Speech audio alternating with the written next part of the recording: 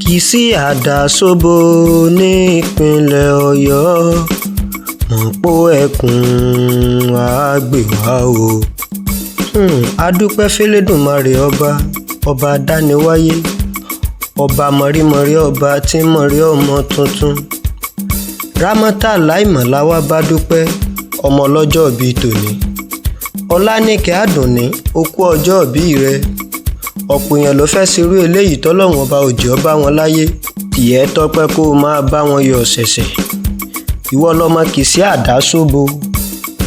Ọ̀gbọ́miyé máa dúpẹ́ lọ́wọ́ orí rẹ, ó kú ọjọ́ bí tòní. Ọmọ ìbàrú ni ọ́, ọmọ òjòlùjápẹ́.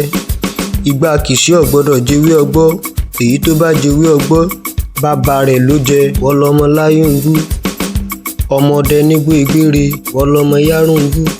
Arígàngàn pẹ̀lú ẹjọ́, ìbàrú ni ọmọ òjòlùjápẹ́. Ó kú ọjọ́ bí tòní, a bá ọ dúpẹ́.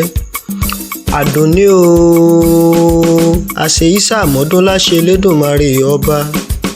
Gbogbo wa là ń kí ọ, a bá ọ dúpẹ́, a bá ọ yọ̀ ṣẹ̀ṣẹ̀.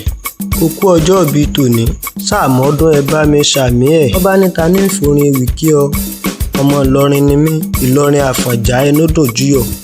Ìlú tóbi tó bá ìwọ̀n òlégùn ẹ̀sìn légùn ilé baba tó gbé bí alọ́mọ ọkọ lóró ọbẹ̀. Àṣeyí sàmọ́dún láṣẹ Elédùmarè ọba, ẹ̀ tún ṣe tẹ̀mí ìyójú yìí lọ.